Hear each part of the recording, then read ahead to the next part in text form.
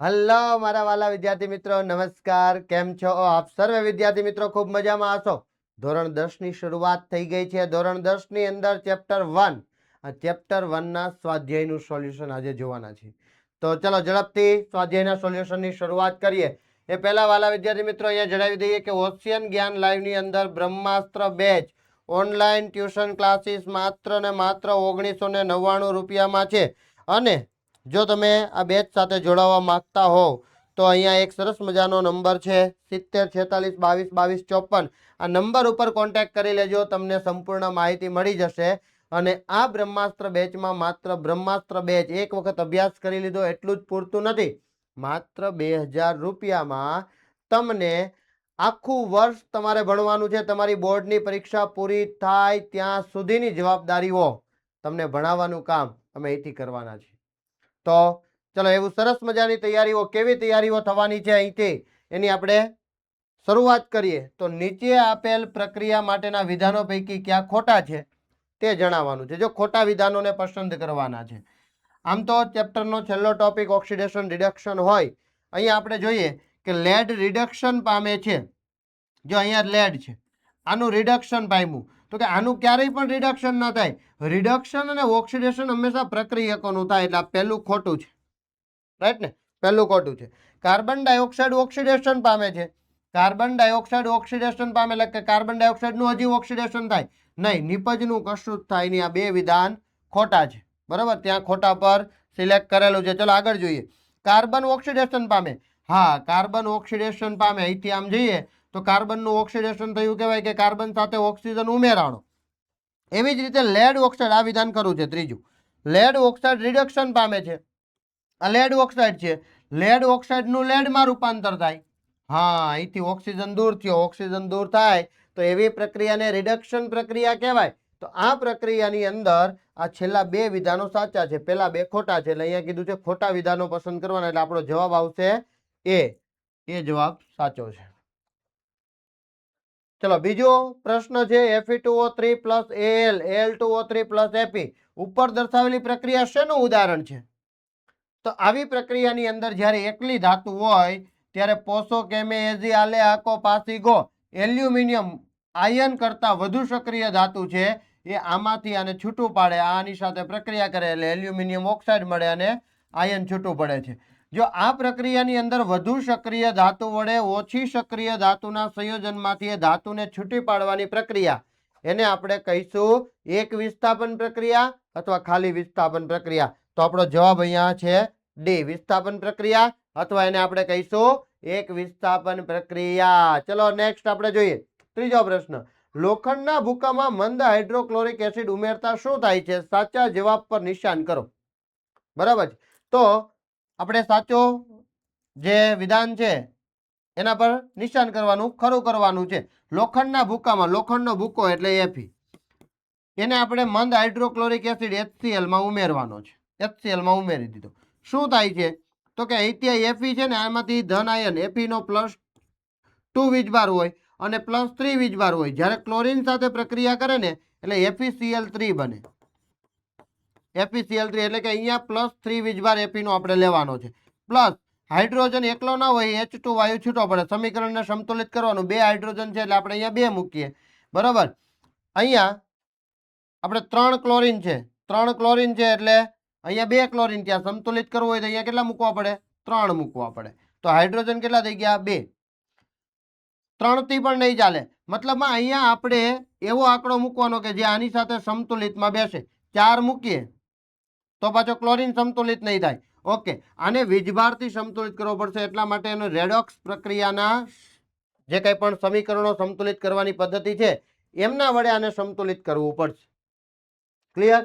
Okay, અહીંયા આપણે સંતુલિત કરવાનું નહીં, આપણે ઓપ્શન જોઈએ કે અહીંયા હાઇડ્રોજન વાયુ અને આયન ક્લોરાઇડ બને છે. જો આવું ફક્ત આયન સાથે થશે કે એના +2 ને +3 વીજભાર હોય ને એટલે FeCl3 બની ગયો ને HCl સાથે પ્રક્રિયા કરી. અહીંયા 3 મૂકીએ ને તો હાઇડ્રોજન ને ભાઈ ખોટું લાગી જાય કે ભાઈ હું એક, અહીંયા 2 છે અને અહીંયા 3 હાઇડ્રોજન થઈ ગયા. એટલે અહીંયા શું કરવા પડશે? તો કે બેકી સંખ્યામાં જ લેવા પડે. અહીંયા હું 6 લઈ લઉં, 6, હા તો આમ થશે 3. બરાબર ને? 6 હાઇડ્રોજન લઈ લઈએ એટલે 6 હાઇડ્રોજન 3 દુ 6, છ ક્લોરીન થઈ ગયા, અહીંયા 3 છે એટલે હું અહીંયા 2 મૂકી દઈશ, 3 દુ 6, Fe 2 છે એટલે આમ 2. આવી રીતે સમતુલિત કરી શકાય. બીજું એના વીજભારથી સમતુલિત કરી શકાય, પણ એમાં થોડો સમય લાગે. એટલે આવી રીતે આપણે પ્રક્રિયાને સમતુલિત કરી દીધું. આપણને મળ્યું ફેરિક ક્લોરાઇડ અને હાઇડ્રોજન વાયુ. હાઇડ્રોજન વાયુ અને આયર્ન ક્લોરાઇડ કે ફેરિક ક્લોરાઇડ, આ બંને જવાબ આવે એટલે આપણો પહેલો આન્સર છે એ સાચો રહેશે. આવી રીતે જ્યારે પણ સમીકરણ પૂછાય ત્યારે સમીકરણ લખવાનું અને પછી એમના આન્સરને ચકાસવાના. નેક્સ્ટ પ્રશ્ન જોઈએ, સમતોલિત રાસાયણિક સમીકરણ શું છે? રાસાયણિક સમીકરણોને શા માટે સમતોલિત કરવા જોઈએ? જે સમીકરણમાં પ્રક્રિયકો અને નિપજો બંને તરફ રહેલા પરમાણુઓની સંખ્યા સમાન હોય તેવા સમીકરણને સમતોલિત રાસાયણિક સમીકરણ કહેવાય. હવે જરૂર શા માટે પડે? તો કે જો સંયોગીકરણના નિયમો, એમાં પણ ખાસ કરીને દળ સંચયના નિયમનું પાલન કરાવવું હોય તો સમીકરણ સમતુલિત કરવું પડે, અથવા સમતુલિત હોવું જ જોઈએ. દળ સંચયનો નિયમ કે શું? તો કે રાસાયણિક પ્રક્રિયા દરમિયાન દ્રવ્યનું સર્જન કે વિનાશ થતો નથી. હવે દ્રવ્ય એટલે કે દળ સંચયના નિયમ મુજબ દ્રવ્યનું સર્જન કે વિનાશ થઈ શકતું નથી. આથી આપણે શું કરવું પડે? જેટલા પ્રક્રિયકો ડાબી બાજુ હોય એટલે કે જે પરમાણુઓ હોય એટલા જ આપણે નિપજમાં લખવા પડે. એવું આગળના સમીકરણમાં પણ આપણે સમતુલિત કરતી વખતે જોયું.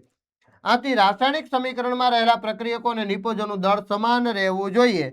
દળ સમાન રાખવા સમીકરણમાં રહેલા પ્રત્યેક તત્વના પરમાણુની સંખ્યા બંને બાજુ સમાન રાખવા માટે આપણે સમીકરણને સમતુલિત કરવું જોઈએ. ડન, કરવું જ જોઈએ. જો સમતુલિત નહીં કરો તો તમારા બોર્ડની એક્ઝામમાં પણ માર્ક્સ કપાશે. એટલે સમતુલિત ફરજિયાત કરવાનું. ચલો, ધોરણ 10 અંદર તમે અભ્યાસ કરી રહ્યા છો. બ્રહ્માસ્ત્ર બેચમાં શું મળવાનું છે? વિકાસ અસાઇનમેન્ટ સોલ્યુશન બિલકુલ ફ્રી મળવાનું છે. તમને પેપર સોલ્યુશન ફ્રી મળવાનું છે. તો વાલા વિદ્યાર્થી મિત્રો, અને ઘણું બધું અહીંયા તમને મળવાનું છે. સ્વાધ્યાયનું સોલ્યુશન આપણે કરી રહ્યા છીએ, નેવિગેટર, હેન્ડ રિટન બુક, સ્વ અધ્યયન પોથીની PDF ને ઘણી બધી વસ્તુ મળવાની છે. ચલો નેક્સ્ટ પ્રશ્ન તરફ આગળ વધીએ. નીચેના વિધાનોને રાસાયણિક સમીકરણોમાં રૂપાંતરિત કરો અને ત્યારબાદ તેઓને સમતોલિત કરવાના છે. પહેલું છે, હાઇડ્રોજન વાયુ નાઇટ્રોજન સાથે સંયોજાય એમોનિયા બનાવે છે. એમોનિયા એટલે NH3. આ યાદ રાખવાનું. ચલો, N2 નાઇટ્રોજન વાયુ ક્યારેય પણ એકલો ન લખાય. હાઇડ્રોજન H2 અને એનાથી શું બને છે? NH3 એમોનિયા બને. સમતુલિત જો કરવાનું એટલે જો એ 3 મૂક્યા ને અહીંયા 2 મૂક્યા. શું કામ સમતુલિત કરવાના? હમણાં જ તો પ્રશ્ન જોયો કે દળ સંચયના નિયમનું પાલન કરવા માટે રાસાયણિક પ્રક્રિયા દરમિયાન જેટલું આપણે પ્રક્રિયકનું દળ હોય એટલું જ નિપજનું હોય. તો બંનેનું દળ સમાન થવું જોઈએ ને? યસ, સમાન થવું જોઈએ. એટલા માટે આપણે એને સમતુલિત કરવાની છે. ત્યાર પછી છે હાઇડ્રોજન સલ્ફાઇડ એટલે H2S. હાઇડ્રોજન સલ્ફાઇડ વાયુ હવામાં બળીને મતલબ ઓક્સિજનની હાજરી એટલે O2 લખવાનું. આવું યાદ રાખજો કે તમને જો આવું સેન્ટેન્સના સ્વરૂપમાં પૂછાય ને તમારે જો એનું સમીકરણ બનાવવાનું હોય તો ઓક્સિજન મૂકવો, હવાની હાજરી મતલબ ઓક્સિજન મૂકવો. ઓક્સિજનની હાજરીમાં બળીને પાણી અને સલ્ફર ડાયોક્સાઇડ H2O અને સલ્ફર ડાયોક્સાઇડ આપે છે. સમતુલિત કરવા માટે ડાબી બાજુ જમણી બાજુ પ્રક્રિયકો અને નિપજોમાં પરમાણુની સંખ્યા ગણવાની. કેમ ગણવાની? તો કે અહીંયા હાઇડ્રોજન 2 છે, આ બાજુ હાઇડ્રોજન કેટલા છે? તો કે 2 છે. પછી આ બાજુ સલ્ફર કેટલા? તો કે 1. આ બાજુ સલ્ફર કેટલા? તો કે 1. પછી આમાં આવીએ ઓક્સિજન. ઓક્સિજન કેટલા? તો કે 2. આ બાજુ ઓક્સિજન કેટલા? તો કે 2 ને 1 3. 3 થઈ ગયા ને પછી આમ સમતુલિત કરવાની શરૂઆત થાય. ત્યાં 2 મૂક્યા એટલે 2 ને 2 4 થયા. 2 ને 2 4 થયા. 4 થાય એટલે હાઇડ્રોજનની સંખ્યા વધે. એટલે હાઇડ્રોજનની સંખ્યા વધારવા માટે અહીંયા 2 મૂકીએ તો સલ્ફર 2 થાય. તો અહીંયા પણ 2 મૂકવા પડે. આવી રીતે સમતુલિત કરવાના. ડાબી બાજુ અને જમણી બાજુ પ્રક્રિયકોની સંખ્યા, પ્રક્રિયકોમાં જે તત્વો રહેલા છે એની સંખ્યા સમાન કરવાની. એટલે દળ સંચયના નિયમનું પાલન થઈ જાય. ત્યાર પછી બેરિયમ ક્લોરાઇડ એલ્યુમિનિયમ સલ્ફેટ સાથે સંયોજાઈને એલ્યુમિનિયમ ક્લોરાઇડ બનાવે છે. બેરિયમ ક્લોરાઇડ એટલે BaCl2. એની એલ્યુમિનિયમ સલ્ફેટ એટલે Al2SO4 થાય 3. બરાબર ને? એલ્યુમિનિયમનો +3 વીજભાર અને સલ્ફેટનો -2 ચોકડી કરવાની એટલે એલ્યુમિનિયમ 2 લેવાના અને સલ્ફેટ 3 લેવાના. Al2SO4 થાય અથવા તો 3 કહેવાય. એમની વચ્ચે રાસાયણિક પ્રક્રિયા થાય એટલે એલ્યુમિનિયમ ક્લોરાઇડ AlCl3 બનાવે અને બેરિયમ સલ્ફેટ BaSO4 બનાવે છે. નેક્સ્ટ કે પોટેશિયમ ધાતુ પાણી સાથે પ્રક્રિયા કરીને પોટેશિયમ હાઇડ્રોક્સાઇડ અને હાઇડ્રોજન વાયુ મુક્ત થાય. પોટેશિયમ ધાતુ પાણી સાથે પ્રક્રિયા કરી આની અંદરથી આયનો છૂટા પડીએ એટલે H+ અને OH- આયનો છૂટા પડે. અહીંથી આમ છૂટા પાડીએ તો H+ અને OH- આયનો છૂટા પડે. આ પોટેશિયમનો +1 વીજભાર આ OH સાથે પ્રક્રિયા કરે એટલે કેવો H બને અને હાઇડ્રોજન વાયુ છૂટો પડે છે. તો આવી રીતે સમીકરણો લખી શકાય અને એને સમતોલિત કરી શકાય છે. આ સ્વાધ્યાયનો અગત્યનો પ્રશ્ન છે, તૈયાર કરવાનો. નેક્સ્ટ પ્રશ્ન, નીચેના રાસાયણિક સમીકરણોને સમતોલિત કરવાના છે. જો સમતોલિત કરવાના હોય, માત્ર ને માત્ર સમતોલિત કરવાના હોય, તો અહીંથી આમ જોતું જવાનું, હાઇડ્રોજન 1 ને અહીંયા 2, 3 હાઇડ્રોજન, આ બાજુ કેટલા છે તો કે 2 હાઇડ્રોજન છે. ઓકે, હાઇડ્રોજનની સંખ્યા કરતા પણ ઓક્સિજનની સંખ્યા જુઓ કેટલી છે, 3 2 6 ને 1 7 છે. આ બાજુ ઓક્સિજન કેટલા, 2 ને 3 5 છે. હવે 7 કરવા હોય તો શું કરવાનું, તો કે અહીંયા નાઇટ્રોજન 2 છે. ઓકે, અહીંયા આગળ 2 મૂકવા જ પડશે. 2 મૂકીએ એટલે સંતુલિત થશે. ચલો એના કેટલાક સમીકરણો અહીંયા સમતોલિત કરેલા છે. અહીંયા 2 મૂકી દીધા, 2 મૂકી દીધા, અહીંયા 2 મૂકી દીધા. જોઈ લઈએ આપણે, હાઇડ્રોજન કેટલા તો કે 2, 2 ને 2 4. હાઇડ્રોજન કેટલા, 2 ને 2 4. નાઇટ્રોજન કેટલા તો કે 2, નાઇટ્રોજન કેટલા જોઈએ કૌંસની બહાર 2. કેલ્શિયમ કેટલા 1, કેલ્શિયમ કેટલા 1. ઓક્સિજન કેટલા 2, 2 ને 3 દુ 6, 3 દુ 6 ને 2 8. અહીંયા જોઈ લઈએ, 3 દુ 6, 6 ને 2 8. થઈ ગયું સમતોલિત. આવી રીતે પરમાણુઓની સંખ્યા જોવાની. આ બાજુ જોઈએ, સોડિયમ કેટલા, જો આંકડો ભૂલી જાઓ, આંકડો ભૂલી જાઓ. અહીંયા સોડિયમ 1, સોડિયમ 2, 2 છે એટલે આગળ 2 મૂકવા પડે એટલે 2 મૂકી દીધા. આગળ જોઈએ તો કે અહીંયા હાઇડ્રોજન કેટલા છે તો કે 2, અને આ બાજુ 2 4 થઈ ગયા, તો આગળ 2 મૂકી દીધા, 4 થઈ ગયા. ઓક્સિજન 4 ને 1 5, ઓક્સિજન 4, 4 ને 2 6. ઓકે, 4 ને 2 6 છે. અહીંયા કેટલા તો કે 4. ઓકે, અહીંયા આગળ 2 છે એટલે 4 ને 2 6, સમતુલિત થઈ ગયું. આવી રીતે પ્રક્રિયકો અને નિપજોમાં પરમાણુની સંખ્યા સમાન થવી જોઈએ, એમના માટે આપણે રાસાયણિક પ્રક્રિયાને સમતોલિત કરીએ છીએ. ચલો અહીંયા કેટલા તો કે સોડિયમ 1, સોડિયમ 1, ક્લોરીન 1, ક્લોરીન કેટલો 1, સિલ્વર 1, સિલ્વર 1. નાઇટ્રોજન કેટલો છે તો કે નાઇટ્રોજન 1, નાઇટ્રોજન 1, ઓક્સિજન 3, ઓક્સિજન 3, સમતુલિત જ છે. આમાં કંઈ જ કરવાનું નથી. નીચેના સમીકરણમાં barium 1, barium 1, chlorine 2, chlorine. Okay, અહીંયા 2 મૂકવા પડે, 2HCl થઈ જાય. હાઇડ્રોજન 2, હાઇડ્રોજન 2, સમતુલિત થઈ ગયું, માત્ર અહીંયા 2 મૂકવા પડે. આવી રીતે પ્રક્રિયાઓને સમતોલિત કરી શકાય છે. ચલો, નીચે આપેલા રાસાયણિક પ્રક્રિયાઓ માટે સમતોલિત રાસાયણિક સમીકરણ લખો. કેલ્શિયમ હાઇડ્રોક્સાઇડ એટલે CaOH ટ્વાઇસ, અને કાર્બન ડાયોક્સાઇડ એટલે CO2. એમની વચ્ચે રાસાયણિક પ્રક્રિયા થાય એટલે કેલ્શિયમ કાર્બોનેટ અને પાણી મળે છે. આ પ્રક્રિયા કઈ તો કે દિવાલને ઘોળવા માટેની પ્રક્રિયા. કેલ્શિયમ હાઇડ્રોક્સાઇડ, ચૂનાનું નીતર્યું પાણી દિવાલને ઘોળવા માટે વપરાય, રંગી નાખીએ. હવામાંના કાર્બન ડાયોક્સાઇડ સાથે પ્રક્રિયા કરીને મજબૂત જે આવરણ બની જાય ને એ કેલ્શિયમ કાર્બોનેટનું હોય ને પાણી છે એ મુક્ત થઈ જાય. ત્યાર પછી ઝીંકની સિલ્વર નાઇટ્રેટ, ઝીંક એટલે Zn અને સિલ્વર નાઇટ્રેટ એટલે AgNO3, એની વચ્ચે રાસાયણિક પ્રક્રિયા થાય એટલે અહીંથી આમ તૂટે. આ ઝીંક આની સાથે પ્રક્રિયા કરે, ઝીંકનો +2 વીજભાર, NO3 નો -1 એટલે ZnNO3 twice plus Ag, silver છૂટું પડે છે. નેક્સ્ટ એલ્યુમિનિયમ, રાસાયણિક સમીકરણ જ લખવાના છે. Okay, aluminium plus copper chloride, copper chloride એટલે CuCl2, કોપરનો વીજભાર +2, ક્લોરીનનો -1, એની વચ્ચે રાસાયણિક પ્રક્રિયા થાય. જો આવી રીતે આમ જ્યારે સંયોજન હોય ને ત્યારે આમ તોડવાનું. આ ધન આયન છે, આની સાથે પ્રક્રિયા કરે એટલે AlCl3 બને અને કોપર છે એ છૂટું પડે. ત્યાર પછી BaCl2, barium chloride, potassium sulphate એટલે K2SO4, એમની વચ્ચે રાસાયણિક પ્રક્રિયા થાય, ફરીથી આમ તોડવાના. આમ તોડી આનો ધન આયન આના ઋણાયન સાથે પ્રક્રિયા કરે, આનો ધન આયન આના ઋણાયન સાથે પ્રક્રિયા કરે, તો K2 અને Cl2 સાથે પ્રક્રિયા થાય. જો પોટેશિયમનો +1, ક્લોરીનનો -1, બંને બાજુ બાજુ મૂકી દેવાના કેશિયમ, અને બેરિયમનો +2 અને સલ્ફેટનો -2, બેન બાજુ બાજુ મૂકી દેવાના બેરિયમ સલ્ફેટ. આવું સરસ મજાનું સરળ છે, એકદમ સરળ. અને સમતુલિત કરવા માટે જેમ કીધું એમ ડાબી બાજુ અને જમણી બાજુ પ્રક્રિયકો અને નિપજોમાં પરમાણુઓની સંખ્યા સમાન થવી જોઈએ, કારણ કે દળ સંચયના નિયમનું પાલન કરવાનું છે. નેક્સ્ટ આપણે જોઈએ કે નીચેના માટે સમતોલિત રાસાયણિક સમીકરણ લખો અને દરેક કિસ્સામાં પ્રક્રિયાનો પ્રકારને ઓળખવાનો છે. તો પોટેશિયમ બ્રોમાઇડ KBr વત્તા બેરિયમ આયોડાઇડ BaI2, બંને વચ્ચે રાસાયણિક પ્રક્રિયા થઈ. જો આપણે તોડવાના અને જોડવાના, બરાબર, અહીંથી આમ તૂટે ને આમ જોડાય, તો આનો પોટેશિયમ આયોડિન સાથે પ્રક્રિયા થાય એટલે Ki બને, અને બેરિયમ છે એનો +2 વીજભાર છે, બ્રોમિનનો -1 છે, બંને વચ્ચે રાસાયણિક પ્રક્રિયા થાય એટલે BaBr2 બને. આ પ્રક્રિયા કેવી છે તો કે આયનોની અદલા બદલી થાય એટલે દ્વિવિસ્થાપન પ્રક્રિયા કહેવાય. ચલો, નેક્સ્ટ છે ઝિંક કાર્બોનેટ. ઝિંક કાર્બોનેટ એટલે ZnCO3, ગરમ કરવામાં આવે એટલે વિઘટન પ્રક્રિયા થાય, પેલી ઝિંક ઓક્સાઇડ મળે, CO2 વાયુ છૂટો પડે. આ પ્રક્રિયાને વિઘટન પ્રક્રિયા કહેવાય, ઉષ્મીય વિઘટન કહેવાય, કે એક જ પ્રક્રિયકનું ઉષ્મા વડે 2 કે તેથી વધુ નિપજોમાં રૂપાંતર થાય તો તેવી પ્રક્રિયાઓને વિઘટન પ્રક્રિયા કહેવાય, એટલે વિઘટન પ્રક્રિયા છે. ત્રીજું છે હાઇડ્રોજનની ક્લોરીન સાથે પ્રક્રિયા કરવામાં આવે તો હાઇડ્રોજન ક્લોરાઇડ બને તો H2 + Cl2 it gives HCl hydrogen chloride hydrochloric acid બે પ્રક્રિયક છે એક નિપજ છે તો તેવી રાસાયણિક પ્રક્રિયાને સંયોગીકરણ પ્રક્રિયા કહેવાય કે જે રાસાયણિક પ્રક્રિયામાં બે પ્રક્રિયકો વચ્ચે રાસાયણિક પ્રક્રિયા થઈને એક જ નિપજ મળતી હોય તો તેવી રાસાયણિક પ્રક્રિયાને સંયોગીકરણ પ્રક્રિયા કહેવાય Mg + HCl it gives MgCl2 + H2 જો અહીંયા શું થાય છે તો કે મેગ્નેશિયમ છે વધુ સક્રિય ધાતુ છે વધુ સક્રિય ધાતુ વડે ઓછી સક્રિય ધાતુના સંયોજનમાંથી તેને છૂટી પાડવાની પ્રક્રિયાને એક વિસ્થાપન અથવા વિસ્થાપન પ્રક્રિયા કહે છે તો વિસ્થાપન પ્રક્રિયા થઈ ડન ઓકે વ્યાખ્યાઓ યાદ હોય તો આ બધા જ પ્રકારોને આપણે ઓળખી શકીએ છીએ ઉષ્મા ક્ષેપક અને શોષક પ્રક્રિયા એટલે શું ઉદાહરણ આપો ઉષ્મા ક્ષેપક એટલે શું તો કે રાસાયણિક પ્રક્રિયા જ્યારે થતી હોય ત્યારે નિપજના નિર્માણિત સાથે ઉષ્મા મુક્ત થતી હોય ઉત્પન્ન થતી હોય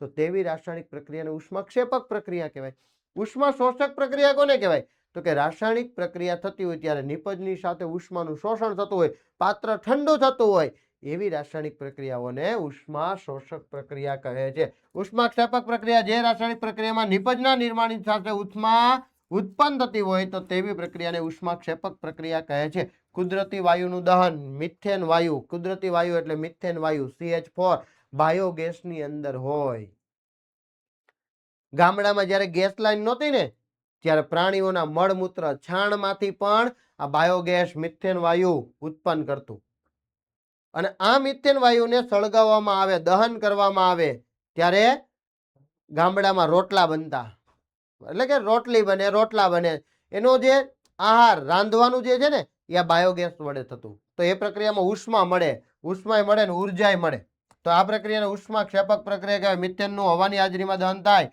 ત્યારે કાર્બન ડાયોક્સાઇડ વાયુ અને પાણી છૂટું પડે અને સાથે સાથે ઉષ્મા પણ મુક્ત થતી હોય છે ઉષ્મા શોષક પ્રક્રિયા એટલે જે રાસાયણિક પ્રક્રિયામાં નિપજના નિર્માણ સાથે ઉષ્માનું શોષણ થતું હોય ઉષ્મા શોષાઈ જતી હોય એવી પ્રક્રિયાને ઉષ્મા શોષક પ્રક્રિયા કહેવાય સિલ્વર ક્લોરાઇડનું સૂર્યપ્રકાશની હાજરીમાં જ્યારે વિઘટન થાય AgCl પર સૂર્યપ્રકાશ પડે ત્યારે સૂર્યપ્રકાશનું શોષણ થાય ઉષ્માનું શોષણ કર્યું સૂર્યપ્રકાશનું શોષણ કર્યું આ શોષણ કરે ને સિલ્વર અને ક્લોરીન છૂટું પડે તો આ પ્રક્રિયામાં ઉષ્માનું શોષણ થાય છે તેથી તેવી પ્રક્રિયાને ઉષ્મા શોષક પ્રક્રિયા કહે છે ચાલો આગળ જોઈએ શ્વસનને ઉષ્મા ક્ષેપક પ્રક્રિયા સાથે ગણવામાં આવે છે સમજાવો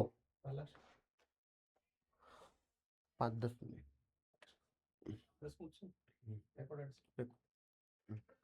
શ્વસનને ઉષ્મા ક્ષેપક પ્રક્રિયા સાથે ગણવામાં આવે છે સમજાવો ચલો શ્વસનને તો કે આપણે જો આમ તો જે રાસાયણિક પ્રક્રિયા દરમિયાન ઉષ્માનું મુક્ત થતી હોય ઉષ્મા ક્ષેપક પ્રક્રિયા કહેવાય આપણે આમ હાથ રાખીએ એટલે આપણને ગરમ લાગે છે મતલબ શું ગરમ લાગે છે મતલબ ઉષ્મા ઉત્પન્ન થાય છે તો રાસાયણિક પ્રક્રિયા હવે અહીંયા રાસાયણિક પ્રક્રિયા ક્યાં થઈ મારા વાલા ખાધું એટલે શરીરમાં ગ્લુકોઝ છે શ્વાસ લીધો એટલે ઓક્સિજન ગયો અને પેલા ગ્લુકોઝ ને તોડે એટલે વિઘટન થાય કાર્બન ડાયોક્સાઇડ બને બહાર નીકળે આ પ્રક્રિયા રાસાયણિક પ્રક્રિયા થઈ ગઈ ને હાથ રાખીને ગરમ લાગે છે ઉષ્મા ક્ષેપક પ્રક્રિયા છે જીવન જીવવા માટે ઉર્જાની જરૂર પડે છે આપણે જે ખોરાક ખાઈએ છીએ તેમાંથી આ ઉર્જા મળે છે પાચન દરમિયાન ખોરાક વધુ સરળ પદાર્થોમાં વિભાજિત થાય ગ્લુકોઝમાં રૂપાંતર થાય દાખલા તરીકે ભાત બટાકા અને બ્રેડમાં કાર્બોદિત હોય કાર્બોદિત મતલબ ગ્લુકોઝ બરાબર કાર્બોદિત છે એ કાર્બોદિતમાંથી જ ગ્લુકોઝનું નિર્માણ થાય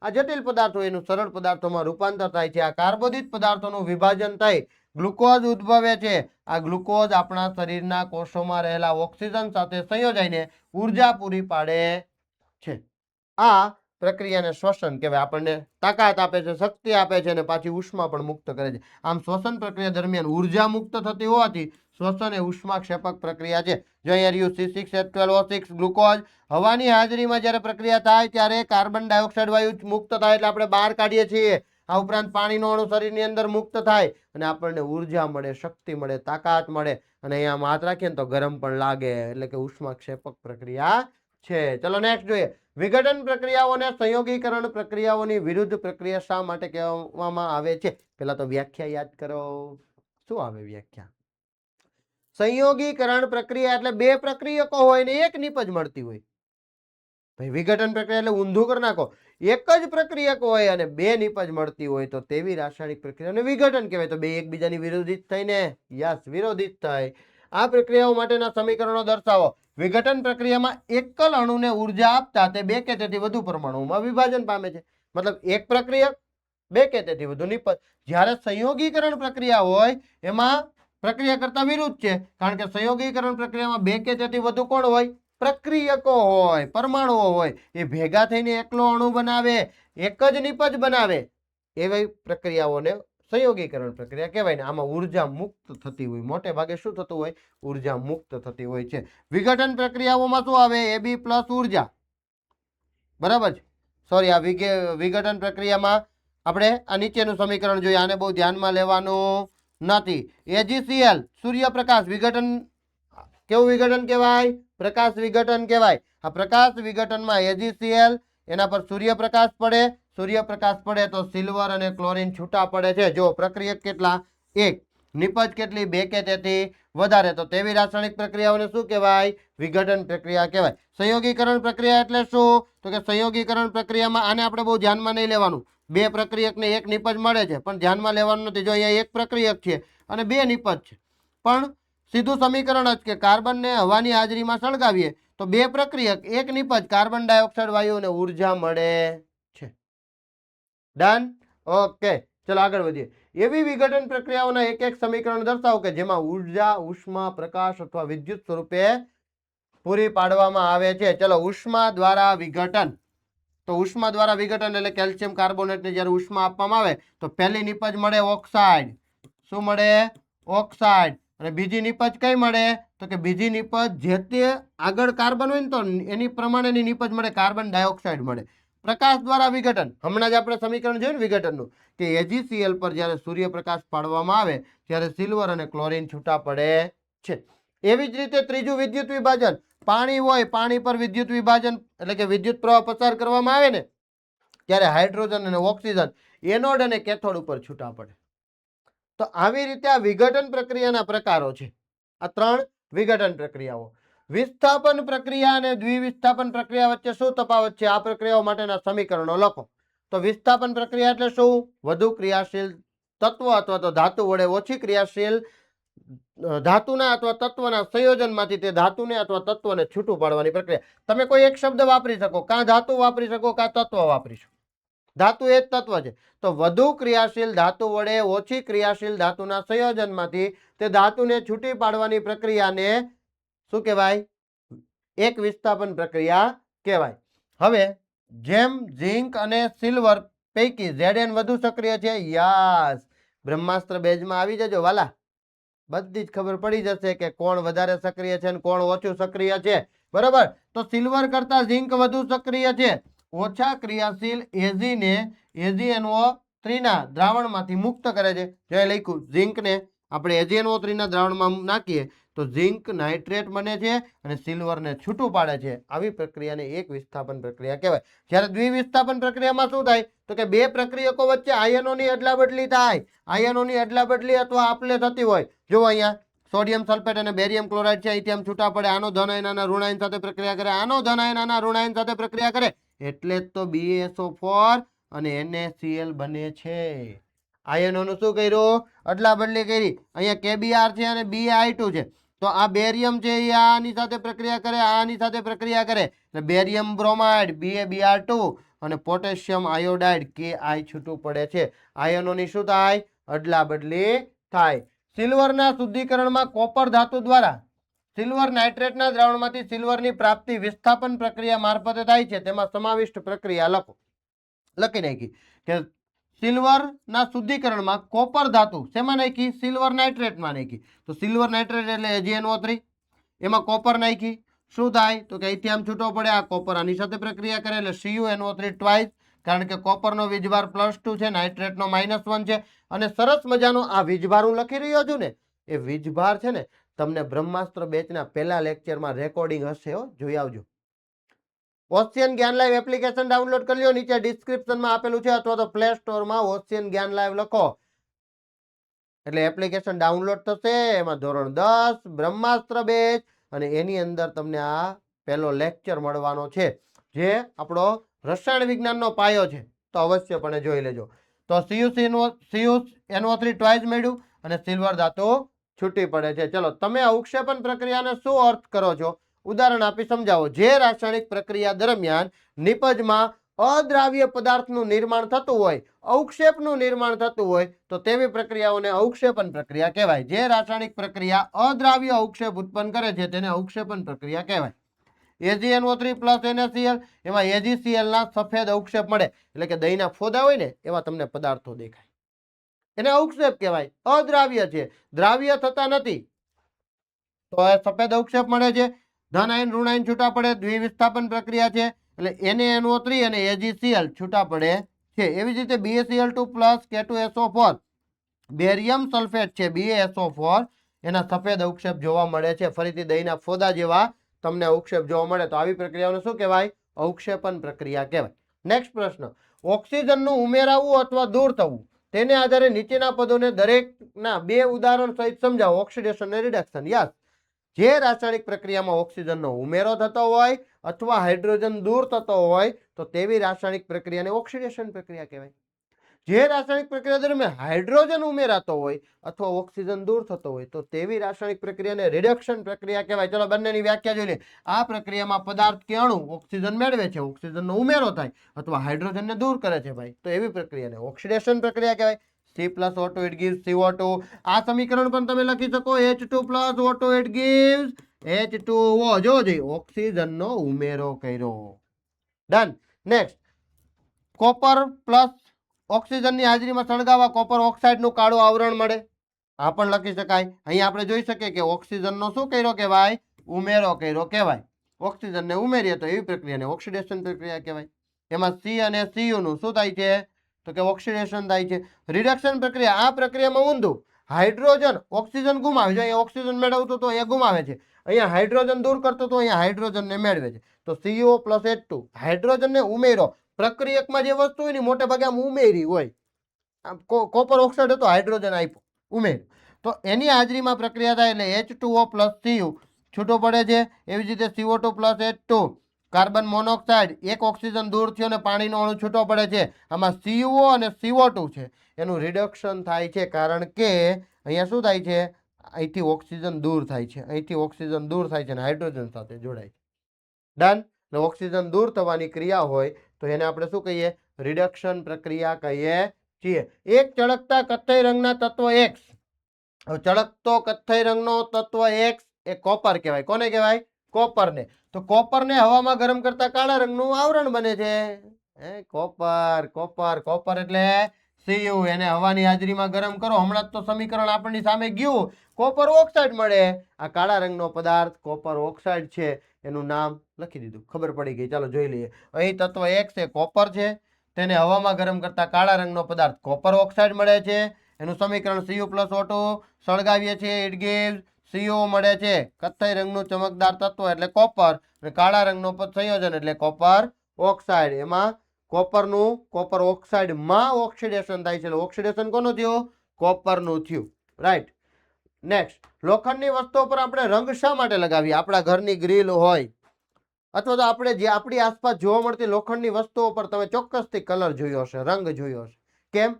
તો કે લોખંડ છે ને એ સક્રિય ધાતુ છે, હવામાંના ઓક્સિજન સાથે પ્રક્રિયા કરી લે, લોખંડ ઉપર એક આવરણ બનાવી દે, એ લોખંડનો કાટ કહીએ આપણે.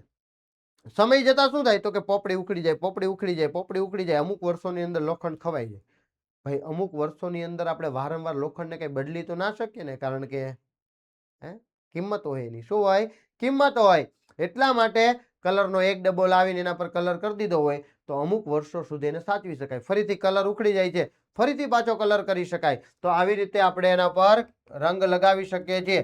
ધાતુક ક્ષારણને લીધે, એટલે કે કાટ જે લાગે છે એના કારણે લોખંડની વસ્તુ ઉપર કાટ લાગે છે. આથી કાટથી બચવા માટે લોખંડની સપાટી ઉપર રંગ લગાવવામાં આવે છે, જેને કારણે લોખંડ અને હવાનો સંપર્ક તૂટી જાય, ઓક્સિજનના સંપર્કમાં ન આવે એટલે લોખંડની વસ્તુ પર કાટ લાગતો નથી, લાંબા સમય સુધી સુરક્ષિત રહે છે અને કાટ લાગતો નથી.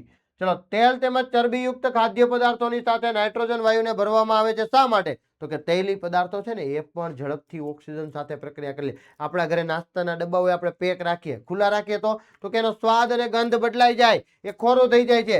તેલ તેમજ ચરબીયુક્ત ખાદ્ય પદાર્થો હવામાંના ઓક્સિજન સાથે પ્રક્રિયા કરીને ખાદ્ય પદાર્થ કેવો થઈ જાય છે? ખોરો થઈ જાય છે. આવા ખાદ્ય પદાર્થો સ્વાસ્થ્ય માટે નુકસાનકારક છે. આથી ખોરાકને બગાડતો અટકાવવા માટે તેની અંદર એન્ટીઓક્સિડન્ટ એટલે કે ઓક્સિજનનો પ્રતિકાર કરે એટલે કે ઓક્સિજનનો વિરોધ કરે એવા પદાર્થો ભરવામાં આવે છે, એટલે કે નાઇટ્રોજન જેવા નિષ્ક્રિય વાયુને ભરવામાં આવે છે.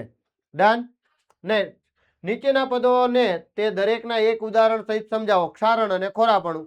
ચલો, ક્ષારણ એસિડ અને ભેજની હાજરીમાં ધાતુને કાટ લાગે છે. આ કાટ લાગવાની ક્રિયાને શું કહેવામાં આવે છે?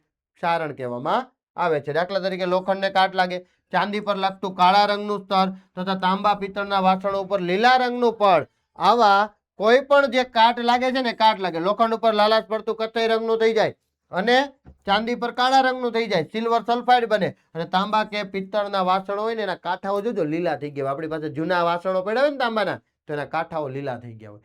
તો આ લીલા કાંઠાઓ થઈ જાય છે. લીલા રંગનું કોપર કાર્બોનેટ હોય, ક્ષાર બાજે છે વગેરે ક્ષારણના ઉદાહરણ છે. ક્ષારણને કારણે લોખંડના ઉપરના સ્તર પર લાલાશ પડતો કથ્થઈ રંગનો પાવડર જમા થાય છે, જેને લોખંડનું કટાવવું અથવા તો ક્ષારણ કહે છે. ટૂંકમાં જ્યારે ધાતુ પર તેની આસપાસના પદાર્થો જેવા કે ભેજ, એસિડ વગેરેનો હુમલો થાય ત્યારે તેનું ક્ષયન અથવા તો ક્ષારણ થાય છે. આ પ્રક્રિયા ક્ષારણ તરીકે ઓળખાય. ક્ષારણને લીધે લોખંડમાંથી બનતી વસ્તુઓ જેવી કે કારના ભાગો, પુલ, લોખંડની રેલિંગ, જહાજ, જ્યાં જ્યાં લોખંડ હોય ને એ લોખંડનું નુકસાન થાય છે. આથી કાટયુક્ત લોખંડને બદલવામાં વધારે ખર્ચ થાય છે. લોખંડ ઉપર કાટ લાગતો અટકાવવા માટે તેની ઉપર પહેલું જ રંગ કરી શકાય છે, અથવા લોખંડ કરતાં વધુ સક્રિય ધાતુ હોય એનું આવરણ એટલે કે ઝીંકનું આવરણ લગાવી શકાય છે. ઝીંકનું આવરણ જે લગાવવામાં આવે છે ને એને ગેલ્વેનાઇઝ્ડ આયન કહે છે, અને આ પ્રક્રિયાને ગેલ્વેનાઇઝેશન કહે છે. આપણે ઘણી બધી વખત પતરાઓ જોયા ને એમને કાટ ન લાગે એને ગેલ્વેનાઇઝ્ડ પતરા કહીએ આપણે. તો એ આના કારણે કહીએ ગેલ્વેનાઇઝ્ડ આયન, લોખંડ, બરાબર. આયન એટલે લોખંડ, એની ઉપર શું કર્યું? ગેલ્વેનાઇઝ એટલે કે ઝીંકનું આવરણ ચડાવ્યું. ખોરાપણું. તેલી અથવા ચરબીજન્ય ખોરાકને ખુલ્લી હવામાં રાખવામાં આવે તો ઓક્સિજનની હાજરીમાં તેનું ઓક્સિડેશન થાય, તે ખોરો પડે છે, જેના કારણે તેનો સ્વાદ અને ગંધ બદલાય છે. આ ક્રિયાને ખોરાપણું કહેવાય. રાઈટ. આ બે શબ્દ ખાસ આવવા જોઈએ, સ્વાદ અને ગંધ બદલાય, ખાસ આવવા જોઈએ. સામાન્ય રીતે તેલી અને ચરબીયુક્ત ખોરાકમાં થતું ખોરાપણું અટકાવવા માટે તેમાં ઓક્સિડેશન પ્રક્રિયાનો પ્રતિકાર વિરોધ કરે તેવા પદાર્થો ઉમેરવામાં આવે છે, જેને એન્ટીઓક્સિડન્ટ પદાર્થો કહે છે. તદુપરાંત ખોરાકને હવાચુસ્ત બંધ પાત્રમાં રાખવાથી તેનું ઓક્સિડેશન ધીમું કરી શકાય. જો એટલે આપણા ઘરે છે ને નાસ્તાનો ડબ્બો હોય ને પેક રાખીએ ને તો ઓક્સિડેશન ધીમું થાય. સંપૂર્ણપણે અટકાવી શકાય નહીં, કારણ કે નાસ્તો લેવા માટે ખોલીએ, હવામાંથી ઓક્સિજન ગયો, પાછો બંધ કરી દઈએ, પાછો ખોલીએ, બંધ કરીએ. અમુક દિવસો સુધી ઓક્સિડેશન છે ધીમું કરી શકાય. એટલે હવાચુસ્ત પાત્રમાં જો બંધ રાખવાથી તેનું ઓક્સિડેશન ધીમું થાય, ખોરાપણું અટકે છે. પણ બટાકાની ચિપ્સ હોય એ બનાવવા વાળા ચિપ્સનું ઓક્સિડેશન ન થાય. આપણને ખબર છે ને કે પેકેટ છે કેટલા 1 મહિનો 2 મહિના સુધી બજારમાં એમ જ પડ્યા હોય દુકાનમાં, લઈએ તો પણ એવા ને એવા હોય. કેમ? તો કે તેમને ઓક્સિડેશન થતું અટકાવવા માટે તેમાં નાઇટ્રોજન જેવા વાયુઓ એટલે કે બેગમાં, પેકેટ્સમાં નાઇટ્રોજન જેવા નિષ્ક્રિય વાયુઓ ઉમેરવામાં આવે છે, જેથી તેનું ઓક્સિડેશન અટકાવી શકાય, ખોરાપણું અટકાવી શકાય, ખોરાકને લાંબા સમય સુધી સાચવી શકાય. વાલા વિદ્યાર્થી મિત્રો, આ પહેલા ચેપ્ટરના સરસ મજાના સ્વાધ્યાયના પ્રશ્નો હતા. આવા જ સ્વાધ્યાયના પ્રશ્નો તમને ઓશિયન જ્ઞાન લાઈવની એપ્લિકેશન પર બ્રહ્માસ્ત્ર બેચમાં સંપૂર્ણ સોલ્યુશન સાથે મળી જવાના છે, ડિટેલમાં મળવાના છે. તો અવશ્યપણે બ્રહ્માસ્ત્ર બેચમાં જોઈન થઈ જજો.